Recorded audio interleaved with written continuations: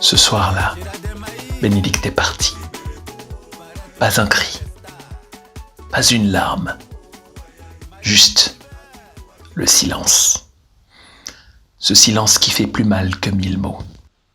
Célestin restait figé, comme une statue. Son canal de Suez venait de se fermer.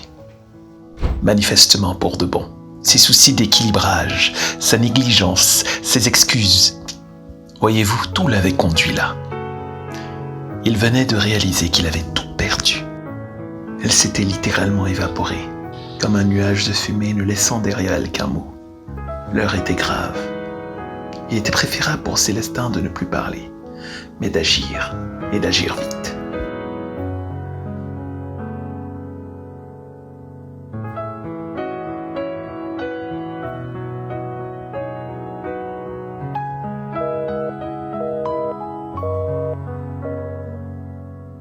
Et là, il se souvenait du bon docteur à sa dernière visite à la clinique.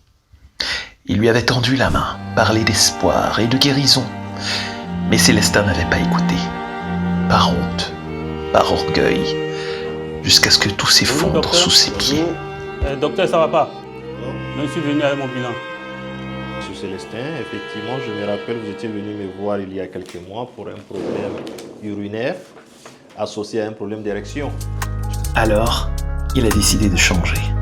Il a écouté, suivi le traitement et pris soin de lui. Sport, discipline, volonté. Chaque matin, il se battait contre la fatigue, contre le doute, contre lui-même. Petit à petit, son corps changeait, son esprit se forgeait et son cœur retrouvait la paix. Célestin se reconstruisait. Ce n'était pas qu'une histoire de guérison. C'était l'histoire d'un homme qui avait compris que prendre soin de soi, c'est aussi aimer ceux qu'on aime.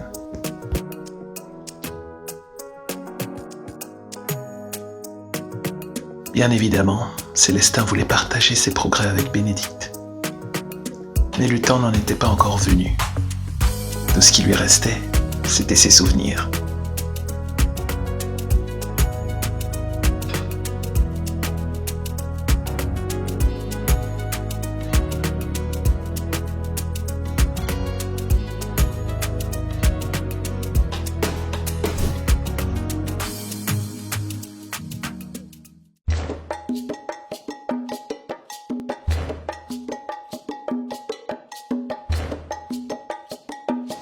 Au revoir, docteur, à bientôt.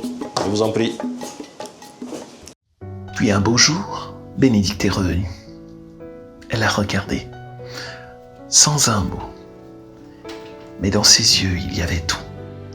Surprise, fierté, amour encore. Célestin n'était plus l'homme qu'elle avait quitté, plus brisé.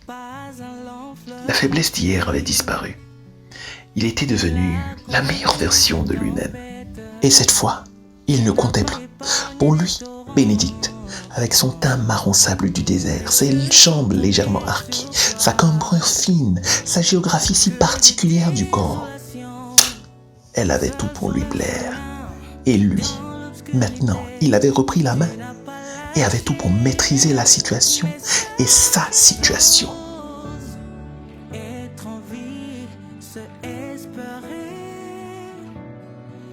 Ne laissez pas la honte vous enfermer.